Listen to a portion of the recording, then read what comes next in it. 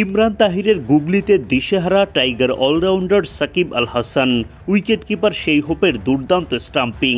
Wicket ছেড়ে সামান্য একটু বের হতেই কুপকাত সাকিব।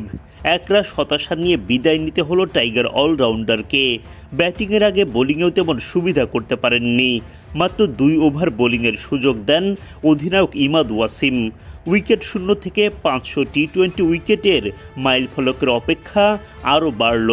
সব মিলিয়ে ভুলে যাওয়ার মতো একটা দিন সাকিবের জন্য।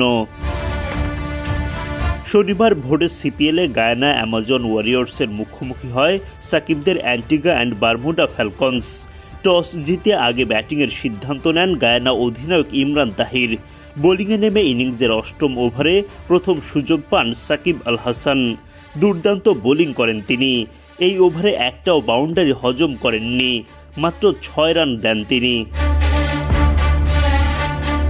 পরের ওভারে বোলিংয়ে এসে অবশ্য প্রথম বলে ছক্কা হজম করেন। নিজের দ্বিতীয় ওভারে সাকিবের খরচা 10 রান। এরপর অবশ্য তাকে আর বোলিংয়ের সুযোগই দেননি ফ্যালকনস অধিনায়ক ইমাদ ওয়াসিম। ফলে 2 ওভারে 16 রান খরচ করে উইকেট শূন্য থেকে সন্তুষ্ট থাকতে হয় সাকিবকে। টি-20তে 500 উইকেটের মাইলফলক স্পর্শ করতে অপেক্ষা আরও বাড়ে তার।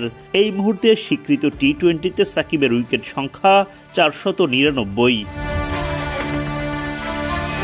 সেই হোপের 82 ও সিমরন হেটমায়ারের অপরাজিত 65 রানের উপর ভর করে 211 রানের বিশাল পুঁজি পায় গায়ানা।